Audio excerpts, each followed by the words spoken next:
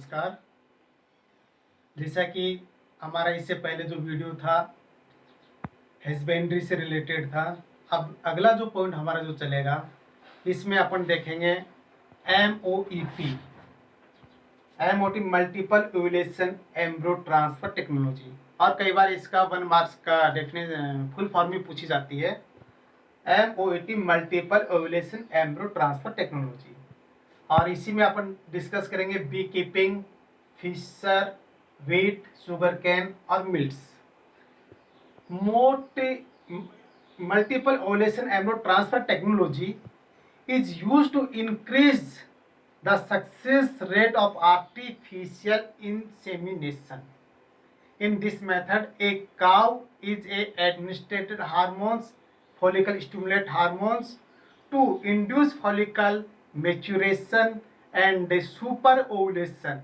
Or instead of the egg, one egg produce, or they produce 6 to 8 eggs. The fertilized egg at 32 cells stage are recover non-surgical and transferred to surrogate mother. और तो इस प्रकार से normal way में 1 egg cells produce होती है, लेकिन multiple ovulation के according 6 to 8 egg cells produce कर सकते हैं और 8 to 30 सेल्स स्टेज के बाद में अपन सरोगेट मदर में ट्रांसफर कर देंगे।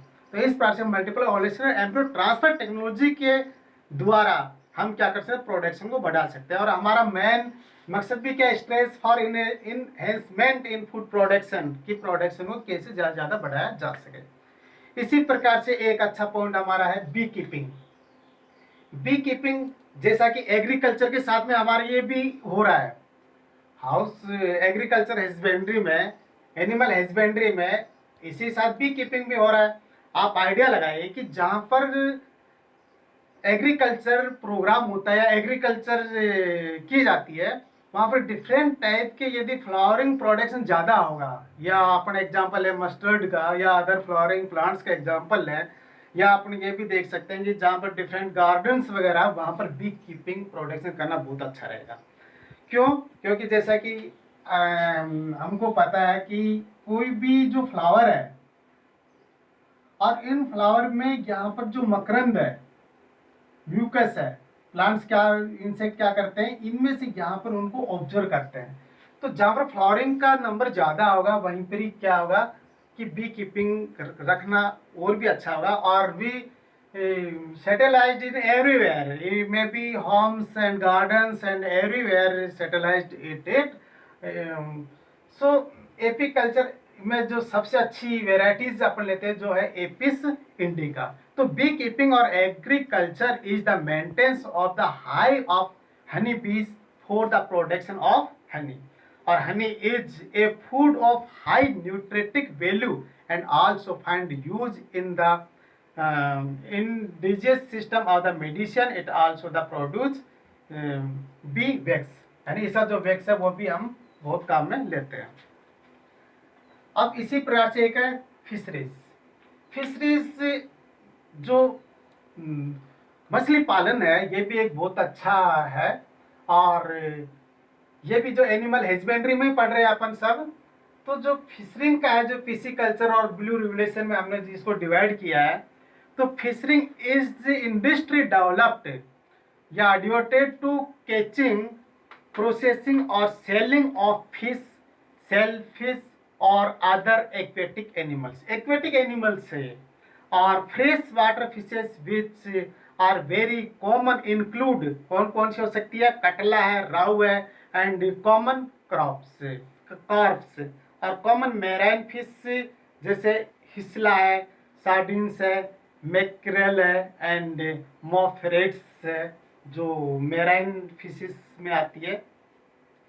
और इसी प्रकार से जो पिसिकल्चर और ब्लू रिवोल्यूशन जिसको अपन एक तरह से ब्लू क्रांति के नाम से भी जानते हैं।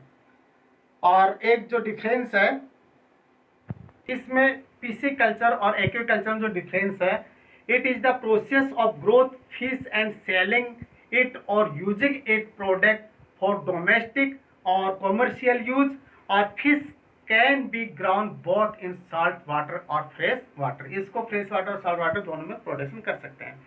और एक्वाकल्चर, एक्वाकल्चर ये एक्वेटिक एनिमल्स तो है, it is process of ground may be aquatic animals and selling them for commercial purpose, लेकिन किस में काम में लेंगे, इसको कॉमर्शियल पर्पज में काम में लेंगे। और it involve feeding, harvesting and money other process. The most popular one ground under control environment are shrimps, crabs, fish, lobster and few other fishes may be in it. And similar plants में लेंगे अपन wheat, sugar can and milk, और जिसमें wheat है, sugar cane है, milk है, sugar cane है, millets है, व्हीट्स एंड राइस, और production of wheat and rice increase tremendously between 1960 to 2000 due to introduction of semi-drop variety of rice and wheat. Or in 1963, several varieties such as the Sonalika and Kalyan Sona, which were highly yielding and disease resistance, were introduced all over the wheat growing field of India. यानी कि यहाँ पर जो कल्याण सोना है, सोलानिका है, ये अच्छी क्वालिटी वाले हैं।